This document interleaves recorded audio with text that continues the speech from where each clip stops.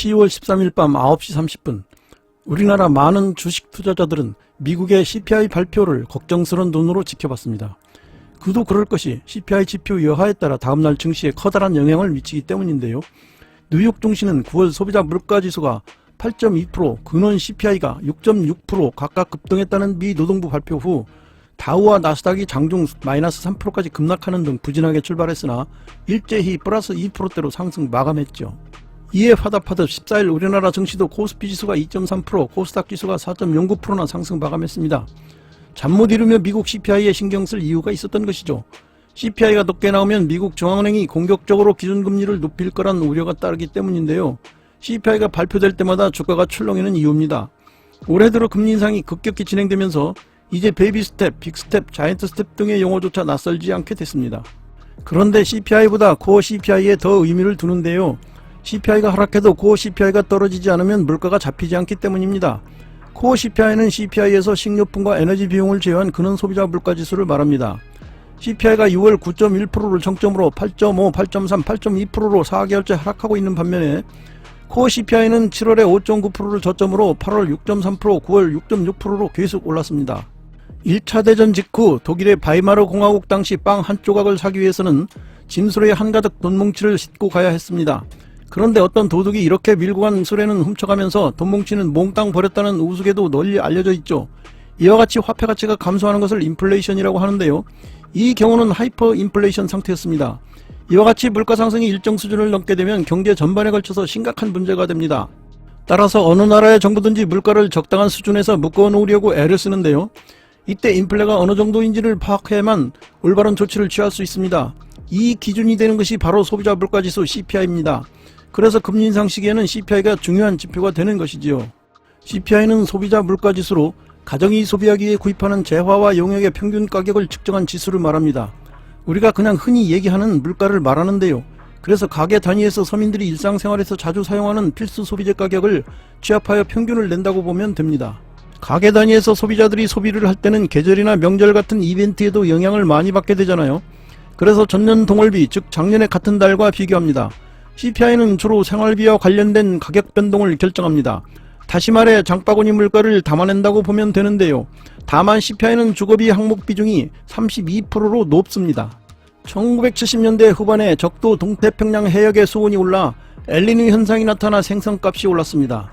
1973년 1차 오일 쇼크가 일어나서 원유값은 오를 대로 오른 상태였습니다. 금리 인상이 요구됐죠.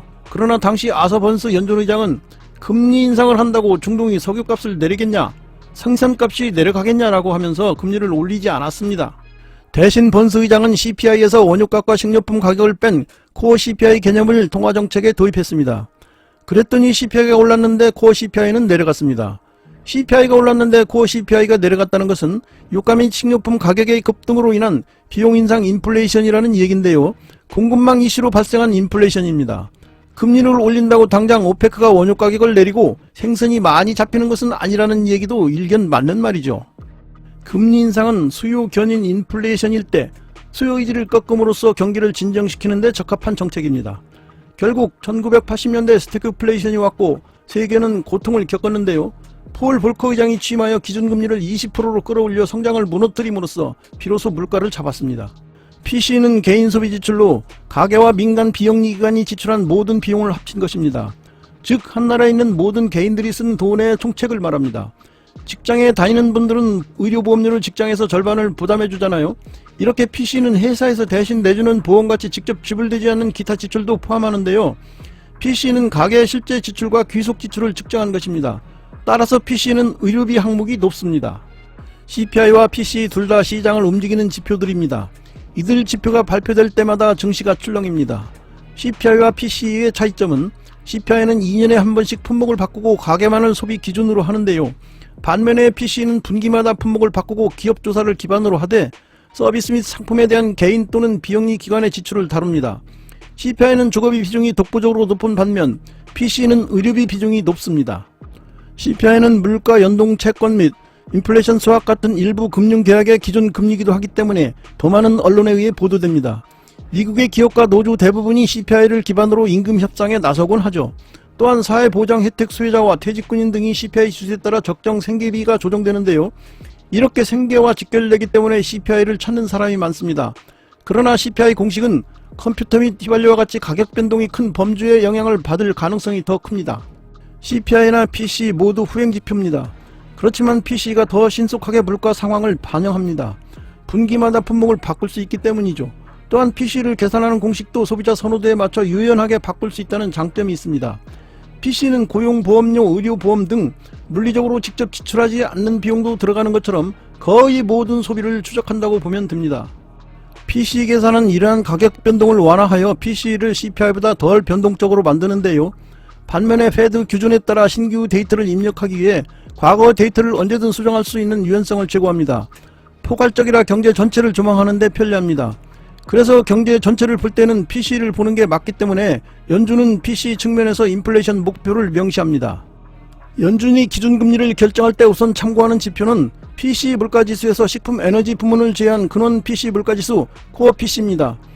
페드는 아서번스 이후 코어 CPI를 기준으로 정책을 결정하였으나 2000년에 코어 PC로 기준을 변경했습니다.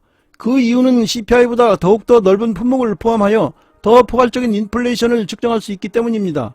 그렇다고 CPI와 다른 수치를 무시하지는 않습니다. 이상 CPI와 PC의 닮은 듯하나 다른 점과 왜 연준이 코어 PC를 중시하는지에 대해 살펴봤습니다. 내용이 마음에 드셨다면 더 많은 노초를 위해 구독과 좋아요를 꾹 눌러주시면 많은 힘이 됩니다. 알람까지 눌러주시면 편리하게 다음 내용도 들을 수 있습니다. 다음엔 더욱 좋은 자리로 여러분을 모시겠습니다. 감사합니다.